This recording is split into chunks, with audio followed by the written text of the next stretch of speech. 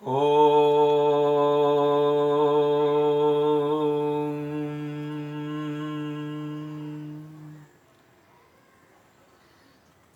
विवस्वते योगं प्रोक्तवानहम् अव्ययम् विवस्वान्मनवे प्राह मनुरिक्ष्वाकवे अब्रवीत्।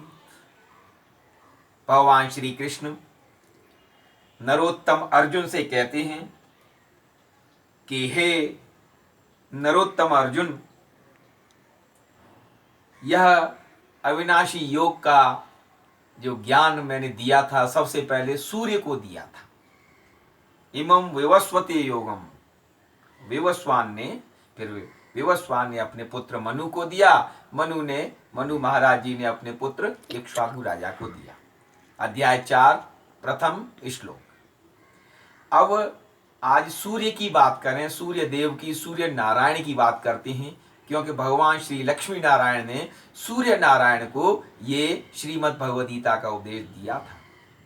और सूर्य का जहां तक प्रसंग है, ये जो भविष्य पुराण है, इसमें ब्राह्म पर्व में सूर्य नारायण की महिमा का बड़ा सुंदर ही प्रतिपादन किया गया है। सूर्य देव की बड़ी ही सुंदर कथा कही गई है, सूर्य भगवान का महत्व बताया गया है। और सूर्य नारायण भगवान लक्ष्मी नारायण के क्या हैं? आज्ञाकारी शिष्य हैं। आज्ञाकारी कैसे? कि जब महाभारत हुआ तो उस समय का ही प्रसंग देखते हैं कि जयद्रथ का वध नहीं हो रहा था, ठीक है। भगवान ने इशारा किया, हे मेरे शिष्य, तुम गायब हो जाओ, तुम डिसअपियर हो जाओ, तुम अदृश्य हो जाओ। सूर्य भगवान छिप गए।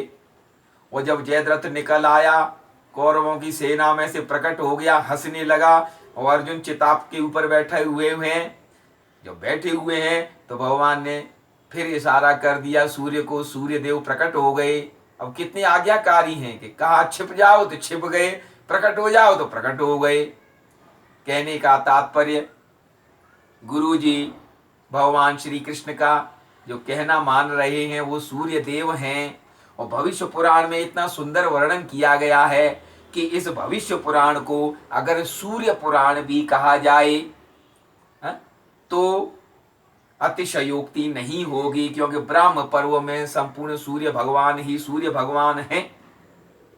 अब जो सूर्य के जो उपासक होते हैं उनके गुण का हम देखते हैं, महत्व कैसा होता है, उनके लक्षण कैसे होते हैं। जो सूर्योपासक होते हैं उनके लक्षण कैसे होते हैं तो ब्रह्मा जी ने बताया, विष्णु जी को बताया है।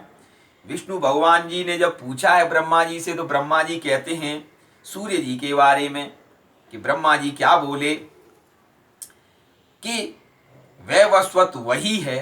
वैवस्वत मतलब सूर्य का उपासक, विवस्वान सूर्य को कहते हैं। तो वैवस्वत वही है जो भगवान सूर्य का परम भक्त हो तथा मन वाणी एवं कर्म से कभी जीव हिंसा न करे, ब्राह्मण देवता और भोजक को नित्य प्रणाम करे, दूसरे के धन का हरण न करे, सभी देवताओं एवं संसार को भगवान सूर्य का ही स्वरूप समझे और उनसे अपने को अभिन्न समझे। देवता, मनुष्य, पशु पक्षी, पिपीलिका, पिपीलिका माने चींटी, वृक्ष, पाषाण, काष्ठ, भूमि, जल, आकाश तथा दिशा सर्वत्र भगवान सूर्य को व्याप्त समझे। साथ ही स्वयं को भी सूर्य से अपने को भिन्न नहीं समझे। जो किसी भी प्राणी में दुष्ट भाव नहीं रखता वही वैवस्वत अर्थात सूर्योपासक है। जो पुरुष आसक्ति रहित होकर के निष्काम भाव से भक्ति पूर्वक भगवान सूर्य के निमित्त क्रियाएं करता है वह वैवस्वत कहलाता है। और जिसका न तो कोई शत्रु हो न कोई मित्र हो तथा न उसमें भेद बुद्धि हो, सबको बराबर देखता हो, ऐसा पुरुष वैवस्वत कहलाता है। और जिस उत्तम गति को वैवस्वत पुरुष प्राप्त करता है वह योगी और बड़े बड़े तपस्वियों के लिए भी दुर्लभ है। तो जो सभी प्रकार से भगवान सूर्य का दृढ़ भक्त है वह धन्य है। और भक्ति पूर्वक आराधना करने से ही सूर्य भगवान का अनुग्रह प्राप्त करता है। और ये ब्रह्मा जी और विष्णु भगवान के बीच का जो संवाद है, उसको जो भक्ति पूर्वक श्रवण करता है वह मनोवांछित फलों को प्राप्त कर अंत में सुवर्ण के विमान में बैठकर सूर्य लोक को जाता है।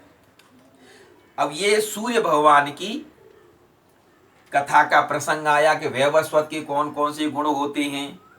अब दूसरी बात रही बात भविष्य पुराण में क्या भविष्य है, हम लोगों को भी जिज्ञासा थी कि किस किस का भविष्य इसमें लिखा हुआ है या आगे क्या होगा। तो हम तो सिर्फ इतना ही जानते हैं कि भविष्य के बारे में तो भगवान स्वयं ही बता सकते हैं। भगवान ने स्वयं कहा भी है। भविष्य शब्द श्रीमद् भगवद गीता में कम से कम 5 बार तो आया ही है। सबसे पहले जो भविष्य का कहा, भविष्य शब्द का प्रयोग किया भगवान ने श्रीमद् भगवद गीता में, वो अध्याय 2 का 12वां श्लोक है। न त्वेवाहं जातु नासं न त्वं नेमे जनाधिपाः न चैव न भविष्यामः सर्वे वयं मतः परम्। हे अर्जुन, ऐसा नहीं है कि तू नहीं था या ये राजा नहीं थे या भविष्य में नहीं होंगे, ये सब मुझे पता है। तो एक भविष्य बताने वाला भगवान श्री कृष्ण, और भगवान श्री कृष्ण ने भविष्य के बारे में ही कहा है। सबसे बड़ा ज्योतिषी तो वही है, पार ब्रह्म परमेश्वर। हाँ, और भविष्य पुराण में जो कुछ कहा गया है कि साहब घोड़े पर आएंगे, कल की अवतार होगा, खड़ग होगा और कवच होगा और ढाल होगी और संभल में होंगे, ये तो भगवान ही जाने, हम तो भगवान की बात करते हैं। दूसरा श्लोक भविष्य के बारे में श्रीमद् भगवद गीता में कहा गया है, अध्याय 7 का 26वां श्लोक है कि वेदाहम समतीतानि वर्तमानानि चार्जुन भविष्याणि च भूतानि माम तु वेद न कश्चन। हे अर्जुन, मैं सभी प्राणियों के वर्तमान भूत और भविष्य सबको समान रूप से जानता हूँ, लेकिन मेरे बारे में कोई नहीं जानता। बोलिए श्री वृंदावन बिहारी लाल की जय।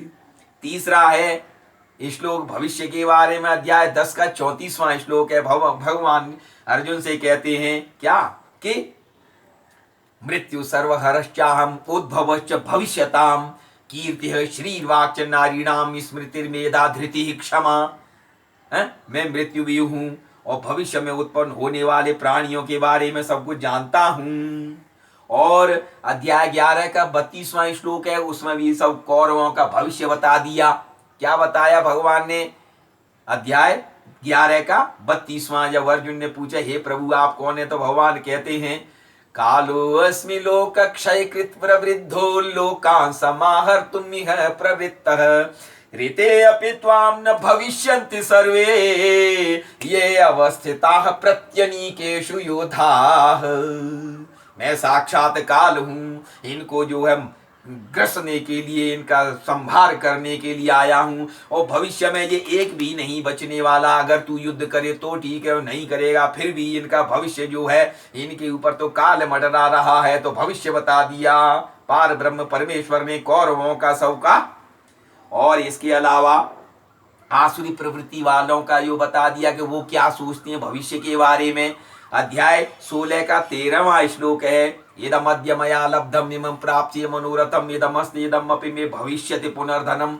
ये मैंने कमाया है और ये मैं कमाऊंगा, भविष्य में मेरा धन इतना पुनर्धन हो जाएगा, कंपाउंड इंटरेस्ट लग जाएगी, इतना जो है सब कुछ हो जाएगा। तो आसुरी प्रवृत्ति वाले ऐसे ही भविष्य के बारे में सोचते रहते हैं, और भविष्य उसी का उज्जवल है जो पार ब्रह्म परमेश्वर का जो है चिंतन करता है और श्री कृष्ण भगवान की जो है भक्ति करता है। तो इसीलिए इसमें एक मंत्र बड़ा अच्छा दिया हुआ है। अन्य बातों के अलावा क्या कि सूर्य भगवान को भी जब नमस्कार करें तो बोलें, क्या बोलें? ओम खगोलकाय नमः। और इसीलिए ओम गोविंदाय नमो नमः। और गोविंद का ही भजन दुनिया कर रही है, सब अपना भविष्य सुधार रहे हैं, और हमारी भी सबको उनके मंगल में भविष्य के लिए शुभ कामनाएं हैं। और बस इतना ही कहा जा सकता है कि जो गोविंद का दीवाना हो गया उसका भविष्य सुधर गया। और कहा भी है, भजन भी है कि दुनिया दीवानी गोविंद की, हो सुन ललिता सखी रे। दुनिया दीवानी गोविंद की, हो सुन ललिता सखी रे। दुनिया वाले गोरे काले, कृष्ण नाम के सब रखवाले, हाँ देखे दंग में भये रे, हो सुन ललिता सखी रे। दुनिया दीवानी गोविंद की, हो सुन ललिता सखी रे। अभी बादल हो रहे थे, सूर्य भगवान की बात चली है तो सूर्य देव भी प्रकट हो रहे हैं, धूप निकल रही है।